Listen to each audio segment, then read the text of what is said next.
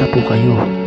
Nawa po nasa mabuti kayong kalagayan kahit may mga pagsubok na pinagdaraanan sa ating mga buhay, sa buhay ninyo at sa pang-araw-araw na buhay o kaya naman sa inyong buhay pag-ibig. Ang video pong ito ay ginawa upang makatulong sa inyo na may mga pinagdaraanan sa inyong relasyon, sa inyong person, sa taong gusto mo at gusto mong ma-enhance pa ang inyong relasyon. At ito rin po ay sa ating channel ay may mga videos na tutulong mag-attract sa mga kagustuhan ninyo at mga hiling ninyo na naaayon naman sa kabutihan. Ang intention po ng channel na ito ay mabuti lamang at hindi nais na makasakit ng kahit na sino man. Para po maging updated kayo sa ating mga bagong video, mag-subscribe na po kayo at i-bell nyo po yung bell all para lagi po kayong updated pag may mga bago tayong video.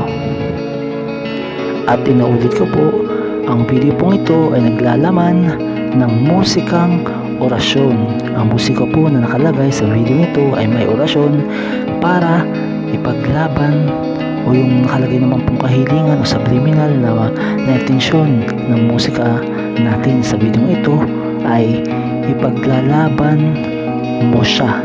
Sa pamamagitan ng musikang ito, mababawi mo siya. Inuulit ko po, ang laman po ng ating video ngayon, ang ating intention na ina-attract sa video ito ay ipaglalaban mo siya. Sa pamamagitan ng musikang ito, mababawi mo siya. Kung ikaw po ay naniniwala sa mga ganitong pamamaraan at gusto mong matuto ng ganitong pamamaraan, sundin nyo lamang po ang ating gabay sa videong ito. At kung pinapanood mo na po ang video ito at pinapatugtog mo na po, pwede naman pong gumamit kayo ng mga earphones o kaya headset para tahimik lamang po at di makadisturbo sa iba. Dahil ganito po yan, once na po kayo ay nagpapatugtog o pinapanood yung video nito at may taong kukontra sa paligid mo, maaaring maudlot o di matuloy yung attract na positibo nating ina-attract sa video ito.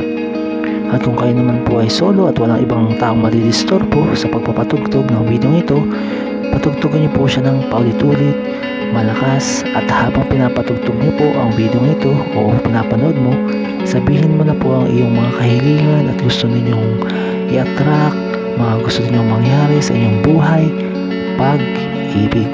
Ang video pong ito ay naglalaman ng ipaglalaban mo siya. Sa pamamagitan ng musikang ito, mababawi mo siya. At habang kayo po ay humihiling sa musikang ito, sa video nito, huwag po kayong magsasabi ng salitang sana. Sa halip sabihin niyo po, matutupad, I claim it. Kailangan po bukasan yung kalooban at wala kayong pagdududa dahil kung kayo po ay nagdududa at nagdadalawang isip na magkakatotoo ito, huwag nyo na po munang ituloy at maaaring ipagpabukas nyo na lamang po. At ngayon nga po, pipili tayo ng 3 love tarot card. Yun naman pong tarot card, yun po yung nagsasabi, bumabasa at nag-a-attract din po, kagaya ng musika na nandito sa ating video.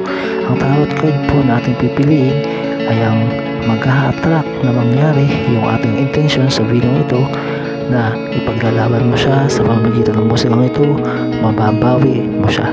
3 love tarot card po yung ating pipiliin sa video ito. Ang mga tarot card naman po na ito ay mag-a-attract, magsasabi at magmamanifest doon sa ating intensyon sa musikang ito. Ang nakalagay po, inulit ko sa intensyon ng musika orasyon video ito ay ipaglalaban mo siya, mababawi mo siya sa pamamagitan ng musikang ito. Ayun po, pipili na po tayo ng 3 love tarot card.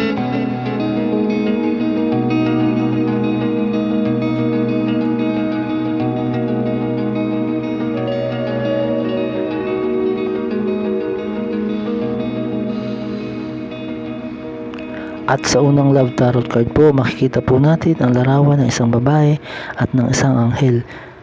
Pinapakita po dito na dinadamayan ka po ng inyong Anghel de la Guardia.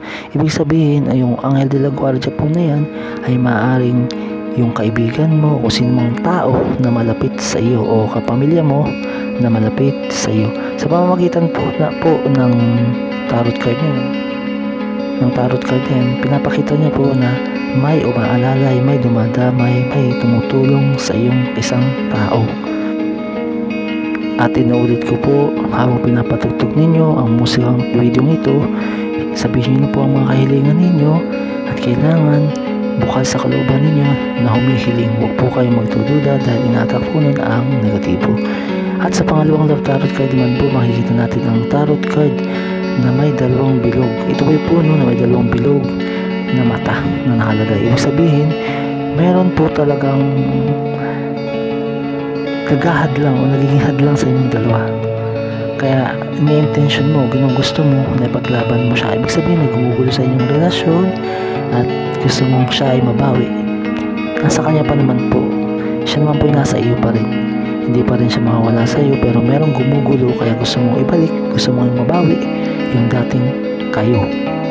Sa pangatlong love tarot card naman po, makikita mo na ang isang magkasintahan o couple na magkayakap. Ibig sabihin po, sinasabi ng love tarot card, kung meron mang humahadlang sa inyo, meron mang sagabal, yung nagpapasakit ng iyong kalooban o kaya nagbibigay ng pag-aalala sa iyo, sa huli, mababawi mo pa rin ang kanyang atensyon sa iyo lamang siya. Hindi magtatagumpay kung sino man yung nagtatangkang gumulo sa inyo. At kung malayo man po siya sa iyo at iniisip mo na baka merong sumusubok sumira sa iyo, sumusubok sa kanya, sa person mo, pinapakita po dito sa card, sa tarot card na itong pangatlo, na walang makakagulo sa inyo, na kayo at kayo pa rin kahit meron bang mga nagtatry sumira sa iyo. Yun po yung pinapakita, sinasabi ng pangatlong love tarot card. At kung kayo po ay naniniwala at gustong maniwala at matuto sa ganitong pamamaraan, huwag niyo pong kalimutang mag-subscribe at i-bell all ang notification bell all para lagi kayong updated sa mga bagong video na aming i-upload sa channel na ito. Maraming salamat po sa inyong walang sawang pagsuporta. At inuulit ko po, paalala lamang, kapag po kayong may hiling, lagi po ninyong sabihin ay matutupad, ay claim it. Huwag po kayong magsasabi ng sana.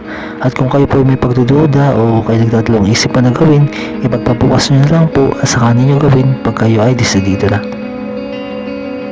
Maraming salamat po sa inyong panonood.